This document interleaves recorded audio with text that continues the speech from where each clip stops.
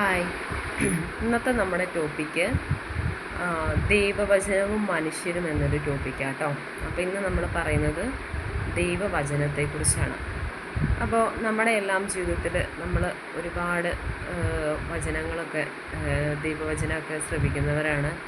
പ്രാർത്ഥനകളിൽ, പള്ളികളിൽ, അതുപോലെ ധ്യാനങ്ങൾ, പ്രാർത്ഥനകളിൽ ഒക്കെ നമ്മൾ സംബന്ധിക്കാറുണ്ട്. പള്ളികളിൽ നടത്തുന്ന പ്രാർത്ഥനകളിൽ, അതുപോലെ ധ്യാനങ്ങളിലൊക്കെ നമ്മൾ സംബന്ധിക്കാറുണ്ട്. അവിടെയൊക്കെ ദൈവത്തിൻ്റെ വചനങ്ങൾ നമ്മൾ കേൾക്കുന്നുണ്ടല്ലേ. പക്ഷേ ആ ദൈവത്തിൻ്റെ വചനം കേൾക്കുന്ന നമ്മുടെ ആ ഒരു ഇതൊന്ന് വിലയിരുത്താനാണ് ഇന്നത്തെ ഈ ദൈവവചനവും മനുഷ്യരും എന്നുള്ളത്. അതായത് ദൈവവചനം സ്വീകരിക്കുന്ന മനുഷ്യരെങ്ങനെയുള്ളവരാണ്, അല്ലെങ്കിൽ ആ മനുഷ്യൻ്റെ അവസ്ഥകൾ എന്തൊക്കെയാണെന്നതിനെക്കുറിച്ചാണ് ഇന്നത്തെ നമ്മുടെ ടോപ്പിക്കിൽ ഞാൻ പറഞ്ഞു തന്നെ കേട്ടോ. അപ്പോൾ ഇത് സംബന്ധിച്ച് ഈ ദൈവവചനം മനുഷ്യർ സ്വീകരിക്കുന്നതിനെ സംബന്ധിച്ച് ബൈബിളിൽ വിധക്കാരൻ്റെ ഉപമാനത്തിനുള്ള ഒരു ചെറുതായിട്ട് ദൈവം ഒന്ന് സൂചിപ്പിച്ചിട്ടുണ്ട്. ബൈബിൾ വചനങ്ങളിലൂടെ സൂചിപ്പിച്ചിട്ടുണ്ട്. എന്താണത്? അപ്പോൾ നമ്മളിന്ന് അതിനെക്കുറിച്ചാണ് നോക്കുന്നത്. ആദ്യമേ നമ്മളൊന്ന് ഇമാജിൻ ചെയ്യുക. നമ്മളൊരു ധ്യാനത്തിൽ സംബന്ധിക്കുകയാണ്. നമ്മൾ അവിടെ ഒരു ധ്യാനം കൂടാൻ പോയിരിക്കുന്ന ആ ഭാഗം ഒന്ന് സംബന്ധിച്ച് നോക്കുക. അപ്പോൾ അവിടെ എന്താ പറയുക, നമ്മുടെ അഭിഷക്തൻ ദൈവത്തിൻ്റെ വചനങ്ങൾ അവിടെ പറയുമ്പോൾ നമ്മളുടെ ആറ്റിറ്റ്യൂഡ് എന്താണ്, അതിനെക്കുറിച്ചൊക്കെയാണ് ഇന്നത്തെ അപ്പം മനുഷ്യൻ ദൈവവചനത്തെ ഉൾക്കൊള്ളുന്ന രീതികളെ, അതായത് ദൈവവചനത്തെ ഉൾക്കൊള്ളുന്ന രീതികളെക്കുറിച്ചാണ് ഇന്നത്തെ നമ്മുടെ ക്ലാസ്സിനകത്ത് കൂടുതലായിട്ട് ഞാൻ പറയുന്നത് കേട്ടോ. അപ്പോൾ അതിലാദ്യത്തെ തന്നെ പറയുന്നുണ്ട്, ചിലർ വചനം ശ്രവിക്കുമ്പോൾ തന്നെ സാത്താൻ വന്ന് അവരിൽ വിതയ്ക്കപ്പെട്ട വചനം നീക്കം ചെയ്യുന്നു. ഇവരാണ് വഴിയരികിൽ വീണ വിത്ത്.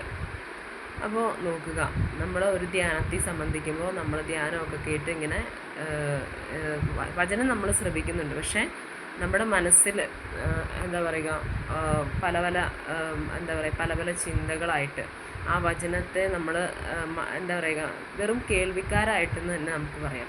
വെറും കേൾവിക്കാരായിട്ട് നമ്മൾ ആ ദൈവവചനത്തെ ഉൾക്കൊള്ളുമ്പോൾ അതാണ് വഴിയരികിൽ വീണ വിത്ത് എന്ന് പറഞ്ഞാൽ. അതായത് നമ്മൾ വചനം ശ്രവിക്കുന്നുണ്ട്, പക്ഷേ ഒന്നും നമ്മളുടെ മനസ്സിനെ സ്പർശിക്കുന്നില്ല. നമ്മൾ പലവിധ ചിന്തകളിൽ ദൈവത്തിൻ്റെ വചനത്തെ കേട്ടുകൊണ്ടിരിക്കുമ്പോൾ ഒന്നും നമ്മളിൽ ഫലം ചെയ്യുന്നില്ല. അപ്പം അങ്ങനെയുള്ള അവരെ എന്തിനോടാണ് സൂചിപ്പിക്കുന്നത്? വഴിയരികിൽ വീണ വിത്ത്. അതായത് ദൈവത്തിൻ്റെ വചനം നമ്മൾ കേൾക്കുന്നു എന്ന് മാത്രം, പക്ഷേ എന്താ പറയുക, നമ്മുടെ ഹൃദയത്തിലേക്ക് അതിന് ഒരു എന്താ പറയുക, അതെന്താണ് പറയണത്, അല്ലെങ്കിൽ അതെന്തിനെക്കുറിച്ചാണ്, അങ്ങനെയുള്ള ഒരു കാര്യങ്ങളും ശ്രദ്ധയില്ലാതെ വെറും കേൾവിക്കാരായിട്ട് നമ്മളിരിക്കുന്ന ആ ഒരു അവസ്ഥയാണ് വഴിയരികിൽ വീണ വിത്ത് എന്ന് പറയുന്നത്. ഇനി രണ്ടാമത്തേന്ന് പറഞ്ഞിട്ടുണ്ടെങ്കിൽ, ചിലർ വചനം കേൾക്കുമ്പോൾ സന്തോഷപൂർവ്വം അത് സ്വീകരിക്കുന്നു. അതിനെയാണ് പാറപ്പുറത്ത് വീണ വിത്ത് എന്ന് പറയുന്നത്. മറ്റൊരു കൂട്ടരെന്ന് വെച്ചിട്ടുണ്ടെങ്കിൽ വചനം എന്താ പറയുക, വചനം കേൾക്കാനൊക്കെ ഭയങ്കര സന്തോഷമായിരിക്കും അല്ലേ. വചനം കേൾക്കാനൊക്കെ പോവുകയും ചെയ്യും, നമ്മളവിടെ പ്രസൻ്റാണ്. പക്ഷേ അതെന്താണ്, അങ്ങനെ അത് സ്വീകരിക്കുകയും ചെയ്യുന്നുണ്ട്, സന്തോഷപൂർവ്വം അത് സ്വീകരിക്കുകയും ചെയ്യുന്നുണ്ട്. അവർ ആ വചനം കേൾക്കാൻ തയ്യാറാവുന്നുമുണ്ട്. പക്ഷേ അതെന്തിനോടാണ് ഉപയോഗിച്ചേക്കുന്നത്? പാറപ്പുറത്ത് വീണ വിത്ത്. പാറപ്പുറത്ത് വീണ വിത്തിൻ്റെ അവസ്ഥ എന്താ? വേരില്ലാത്തതിനാൽ അവ അല്പസമയത്തേക്ക് മാത്രം നിലനിൽക്കുന്നു. പാറപ്പുറത്ത് ഒരു വിത്ത് വളരുവാന്ന് വെച്ചിട്ടുണ്ടെങ്കിൽ അതിന് വളരുവാനായിട്ടുള്ള മണ്ണിലല്ലേ സാധാരണ വിത്തുകൾ വളരുക. പാറപ്പുറത്തൊന്നും വിത്തുകൾ മുളക്കില്ലല്ലോ.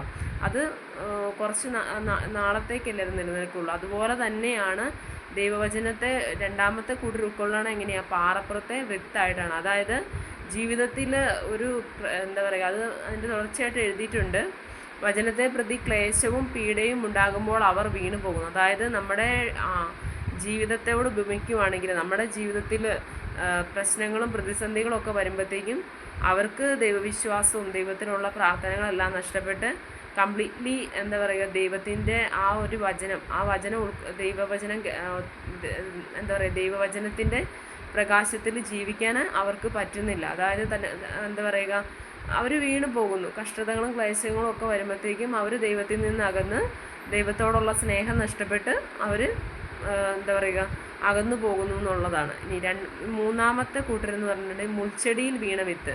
അവരെങ്ങനെയാണ്? അവർ വചനം ശ്രവിക്കുന്നുണ്ട്, പക്ഷേ ലൗകിക വ്യഗ്രതയും ധനത്തിൻ്റെ ആകർഷണവും മറ്റു വസ്തുക്കൾക്ക് വേണ്ടിയുള്ള ആഗ്രഹവും അവരിൽ കടന്നുകൂടി വചനത്തെ ഞെരുക്കി അത് ഫലമില്ലാതാക്കുന്നു.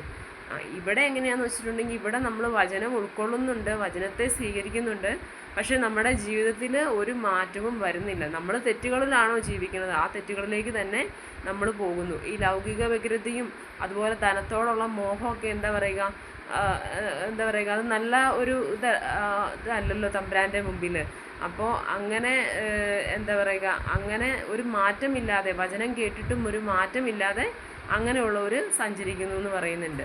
ഇനി ഏറ്റവും ലാസ്റ്റാണ് നല്ല മണ്ണ്. നല്ല മണ്ണെന്ന് പറഞ്ഞിട്ടുണ്ടെങ്കിൽ അവർ വചനം ശ്രവിക്കുകയും സ്വീകരിക്കുകയും ചെയ്യുന്നവരാണ്. അങ്ങനെയുള്ളവർക്ക് എന്താ പറയുക, അവർ 30 മേനിയും 60 മേനിയും 100 മേനിയും പുറപ്പെടുവിക്കുന്നു. അപ്പോൾ വചനം സ്വീകരിക്കുന്ന 3-4 അവസ്ഥകളാലേ നമ്മളുടെയൊക്കെ ജീവിതത്തിൽ. അപ്പോൾ നമ്മളൊന്ന് ചിന്തിക്കേണ്ടതാണ്, ദൈവവചനം നമ്മുടെ ജീവിതത്തിൽ ഇതിനോടാണ് നമ്മൾ ഏതിനോടാണ് നമ്മൾ സദൃശരായി വരുന്നത്. വഴിയരികിൽ വീണ വിത്തിനോടാണോ, അതെയോ പാറപ്പുറത്ത് വീണ വിത്തിനോടാണോ, അതെയോ മുൾച്ചെടിയിൽ വീണ വിത്തിനോടാണോ, അതെയോ നല്ല നിലത്ത് വീണ വിത്തിനോടാണോ നമ്മളുടെ ജീവിതവും ദൈവത്തോടുള്ള നമ്മുടെ അടുപ്പവും ദൈവവചനത്തോടുള്ള നമ്മുടെ താല്പര്യവുമൊക്കെ ഇതിനോടാണെന്ന് നോക്കുവാണെങ്കിൽ തീർച്ചയായിട്ടും നമുക്ക് എന്താ പറയുക, ഒന്ന് വിലയിരുത്തി നോക്കുവാണെങ്കിൽ നമ്മളുടെ ജീവിതത്തിൽ ഏറ്റവും എന്താ പറയുക, നല്ല മണ്ണെന്നുള്ള ആ ഒരു റിസൾട്ടിലേക്ക് നമ്മൾ എത്തിച്ചേരില്ല അല്ലേ. കാരണം എന്താണ്, നമ്മൾ നല്ല മണ്ണിൽ വീണ വിത്തിൻ്റെ അവസ്ഥ അതാണ് യഥാർത്ഥമായി ഫലം പുറപ്പെടുവിക്കുക. അതായത് ദൈവ സ്നേഹത്തെ മനസ്സിലാക്കി ദൈവത്തിൻ്റെ വചനത്തെ നമ്മളുടെ ഹൃദയത്തിൽ ഏറ്റുവാങ്ങി നമ്മളുടെ ജീവിതത്തിൽ അത് ദൈവത്തെ പോലെ അനുകരിക്കുമ്പോഴാണ്, അല്ലെങ്കിൽ ആ ദൈവവചനത്തിൻ്റെ ശക്തിയിൽ നമ്മൾ മുന്നേറി ജീവിക്കുമ്പോഴാണ്, പ്രതിസന്ധികളിൽ തളരാതെ മുന്നേറി ജീവിക്കുമ്പോഴാണ്, അല്ലെങ്കിൽ എന്താ പറയുക, മറ്റുള്ളവരിലേക്ക് ദൈവത്തിൻ്റെ വചനം പകരുകയും മറ്റുള്ളവരെ ദൈവത്തിലേക്ക് അടുപ്പിക്കുകയും ദൈവത്തെ എന്താ പറയുക, മറ്റുള്ളവരിലേക്ക് ദൈവത്തെ പകർന്നു നൽകുകയും ഒക്കെയാണ് നല്ല മണ്ണിൽ വീണ വിത്തിനോട് ഉപമിക്കുന്നവർ.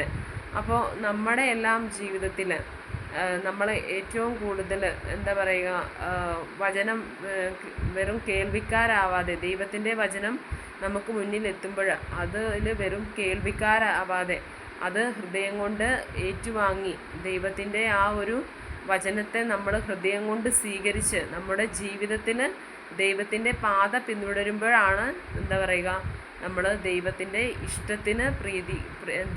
ഇഷ്ടത്തിന് നമ്മൾ പാത്രമാവുന്നത് അല്ലേ. ഞാൻ ഒരുപാട് ക്ലാസ്സുകളിൽ പറഞ്ഞിട്ടുണ്ട്, ഇപ്പോഴും കൽപ്പനകൾ പാലിക്കുകയും ദൈവവചനം പാലിക്കുകയും ഒക്കെ ചെയ്യുമ്പോഴാണ് നമ്മൾ ദൈവത്തിൻ്റെ ആ ഒരു ഇഷ്ടത്തിന് നമ്മൾ അർഹരാകുമെന്ന് ഞാൻ ഒരുപാട് ക്ലാസ്സുകളിൽ പറഞ്ഞിട്ടുണ്ട്. അപ്പോൾ അതിനോട് റിലേറ്റഡാണ് നമ്മുടെ ദൈവവചനം നമ്മൾ ഉൾക്കൊള്ളുന്ന ചില എന്താ പറയുക, ഓരോരുത്തരുടെ ഉള്ളിലെ മനോഭാവമാണ് ഈ ഒരു ഭാഗങ്ങളിലൂടെ ഈ വിധക്കാരൻ്റെ ഉപമ ഇതിലൂടെ നമ്മളുടെ മനസ്സിലേക്ക് തരുന്ന ചിന്തകൾ. അപ്പോൾ ഏറ്റവും നല്ലതിന് നമ്മുടെ ജീവിതത്തിൽ നമ്മൾ തിരഞ്ഞെടുക്കുമ്പോൾ, നമ്മൾ ദൈവവചനം കേട്ടിട്ട് അത് അനുവർത്തിക്കുന്നവരാകുമ്പോഴാണ് നമ്മുടെ ജീവിതത്തിൽ നമുക്ക് വിജയിക്കാൻ സാധിക്കുന്നത്. നമ്മുടെ ദൈവവചനം കേൾക്കുന്ന നമ്മുടെ മനസ്സ് എങ്ങനെ ആയിരിക്കണമെന്ന് യേശയ്യ 66:2 പറയുന്നുണ്ട്. എന്താണ്? ആത്മാവിൽ എളിമയും അനുതാപവും ഉണ്ടായിരിക്കുകയും എൻ്റെ വചനം ശ്രവിക്കുമ്പോൾ വിറയ്ക്കുകയും ചെയ്യുന്നവനെയാണ് ഞാൻ കടാക്ഷിക്കുക എന്ന് ഇതിനോട് റിലേറ്റഡ് ആയിട്ട് ദൈവം പറയുന്നുണ്ട്. അതായത് നമ്മൾ വചനം കേൾക്കുമ്പോൾ നമ്മുടെ പഴയ അവസ്ഥകളിൽ നിന്ന് ഒരു മാറ്റം ദൈവം ആഗ്രഹിക്കുന്നുണ്ട്. നമ്മൾ എന്തിനാണ് വചനം കേൾക്കുന്നത്? നമ്മളൊരു പുതിയ മനുഷ്യനാവാൻ വേണ്ടി ദൈവം ആഗ്രഹിക്കുന്നുണ്ട്. നമ്മുടെ പഴയകാല ജീവിതത്തിലെ തെറ്റുകൾ തിരുത്തി, അല്ലെങ്കിൽ നമ്മുടെ തിന്മ നിറഞ്ഞ നമ്മുടെ ജീവിതത്തിലെ നമ്മൾ നന്മയിലേക്ക് നയിക്കാനാണ് ദൈവം ആഗ്രഹിക്കുന്നത്. അപ്പോൾ അങ്ങനെ നമ്മൾ നന്മയിലേക്ക് നയിക്കുമ്പോൾ നമ്മുടെ ഹൃദയത്തിൽ ആത്മാവിൽ എളിമയും അനുതാപവും ഉണ്ടായിരിക്കുകയും എൻ്റെ വചനം ശ്രവിക്കുമ്പോൾ വിറയ്ക്കുകയും ചെയ്യുന്നവനെയാണ് ഞാൻ കടാക്ഷിക്കുന്നത്. അതായത് അത്രമാത്രം നമ്മൾ ദൈവത്തിൻ്റെ വചനത്തെ ഉൾക്കൊണ്ട് ദൈവത്തെ സ്നേഹിച്ച് നമ്മുടെ ജീവിതത്തിൽ നമ്മൾ ദൈവത്തോടു കൂടെ ആയിരിക്കാനാണ് ദൈവം ആഗ്രഹിക്കുന്നത്. എപ്പോഴും ദൈവത്തിൻ്റെ പാതകളിൽ നടക്കാനാണ് ദൈവം ആഗ്രഹിക്കുന്നത്. അപ്പോൾ നമ്മൾ എന്താ പറയുക, ദൈവവചനം ശ്രവിച്ച് അത് അനുകരിക്കുന്നവരാവാനായിട്ട് നമ്മുടെ ജീവിതത്തിൽ ഇനിയെങ്കിലും കഴിയട്ടെ എന്ന് ഓരോരുത്തരും ആത്മാർത്ഥമായി ആഗ്രഹിച്ചുകൊണ്ട് എന്താ പറയുക, ദൈവവചനത്തെ നമ്മുടെ ഹൃദയത്തിൽ എന്താ പറയുക സന്തോഷപൂർവ്വം സ്വീകരിച്ച് അത് ഉൾക്കൊണ്ട് ജീവിക്കുന്നവരാവാൻ നമുക്ക് ഓരോരുത്തർക്കും കഴിയട്ടെ എന്ന പ്രാർത്ഥനയോടെ നാളെ വേറൊരു ടോപ്പിക്കുമായിട്ട് കാണുന്നത് വരേക്കും ബൈ ബൈ.